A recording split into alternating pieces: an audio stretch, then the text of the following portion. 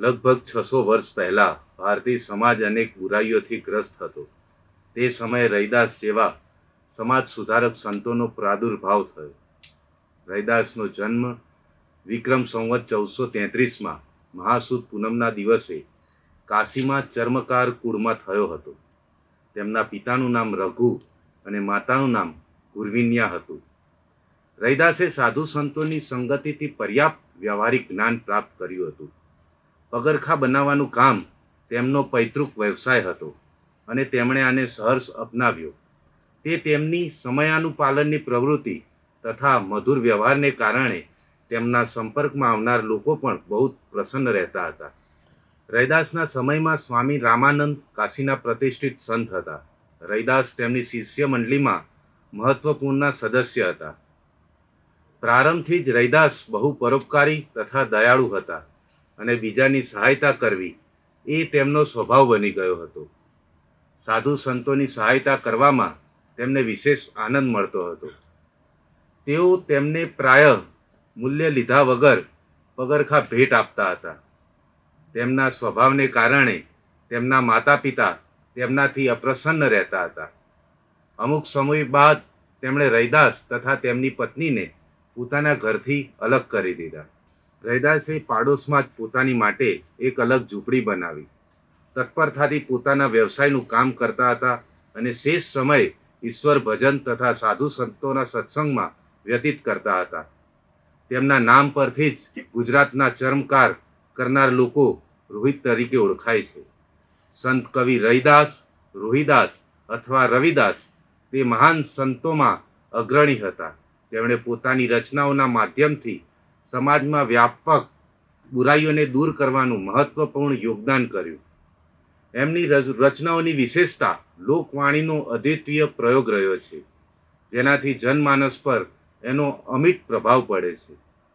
मधुर अने सहज संत रैदासनी वाणी ज्ञानाश्रयी होवा छतां पण ज्ञानाश्रयी अने प्रेमाश्रयी शाखाओना मध्य सेतु जेवी छे। प्राचीन काळथी ज भारतमां विभिन्न धर्मो तथा मतोना अनुयायी निवास करे छे। आ बधामां मेलजोल अने भाईचारो वधारवो ते माटे संतोए समय समये महत्वपूर्ण योगदान आप्युं छे। आवा संतोमां रैदासनुं नाम अग्रगण्य छे। तेओ संत कबीरना गुरुभाई हता, केम के तेमना गुरु पण स्वामी रामानंद हता। तेमना जीवननी नानी नानी घटनाओथी समय तथा वचनना पालन संबंधी तेमना गुणोनी खबर पड़े छे। एक वखत एक पर्वना अवसरे पाड़ोशना लोको गंगा स्नान करवा माटे जई रह्या हता। रैदासना शिष्योमांना एके तेमने पण चालवानो आग्रह कर्यो तो तेओ बोल्या के गंगा स्नान माटे हूँ अवश्य चालतो, पण एक व्यक्तिने मारे पगरखा बनावी आजे ज देवानुं मैं वचन आपी दीधुं छे। जो हूँ तेमने आजे पगरखा नहीं दई सकूँ तो वचननो भंग थशे। गंगा स्नान माटे जईश पण मन अहीं अटकेलुं हशे तो पुण्य केमनुं मळशे। मन जे काम करवा माटे अंतकरणथी तैयार होय ते ज काम करवुं उचित छे। मन सारुं हशे तो तेने कथरोटना जळमां ज गंगा स्नाननुं पुण्य प्राप्त थई शके छे। कहे छे के आ प्रकारनो व्यवहार बाद ज ये कहेवत प्रचलित थई कि मन चंगा तो कथरोट में गंगा। रैदासे ऊंच नीचनी भावना तथा ईश्वर भक्तिना नाम पर कराता विवाद ने सारहीन तथा निरर्थक बतावता अने बधाने परस्पर हળી મળીને प्रेमपूर्वक રહેવાનો उपदेश देता हता। तेओ स्वयं मधुर तथा भक्तिपूर्ण भजनोनी रचना करता हता अने तेमने भाव विभोर थई सांभळावता हता। तेमनो विश्वास हतो कि राम, कृष्ण, करीम, राघव आदि सौ एक ज परमेश्वरना विविध नाम छे। वेद, कुरान, पुराण आदि ग्रंथोमां एक ज परमेश्वरनुं गुणगान करायुं छे। कृष्ण, करीम, राम, हरि, राघव जब लग एक न पेखा, वेद कतेब कुरान पुरानन सहज एक नहीं देखा। तेमनो विश्वास हतो कि ईश्वरनी भक्ति माटे सदाचार, परहित भावना तथा सद्व्यवहारनुं पालन करवुं अत्यावश्यक छे।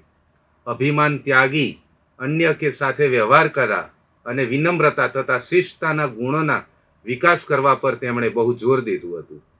पोताना एक भजनमां तेमणे कह्युं छे के कह रैदास तेरी भक्ति दूरी है, भाग बड़े सो पावे, તજી અભિમાન મેટી આપા પર પીપલિક હવે ચૂની ખાવે. તેમના વિચારોનો આશય એ જ છે કે ઈશ્વરની ભક્તિ ઘણા ભાગ્યથી પ્રાપ્ત થાય છે. અભિમાન શૂન્ય રહી કામ કરવાવાળા વ્યક્તિ જ જીવનમાં સફળ રહે છે. જેમ કે વિશાળકાય હાથી સાકરના કણોને ચૂસવામાં અસમર્થ રહે છે, પણ લઘુ શરીરની પીપલિકા મતલબ કીડી આ કણોને સરળતાપૂર્વક ચૂસી લેતી છે. તે પ્રકારે અભિમાન તથા મોટાઈનો ભાવ ત્યાગી વિનમ્રતાપૂર્વક આચરણ કરવાવાળા મનુષ્ય જ ઈશ્વરનો ભક્ત હોઈ શકે છે.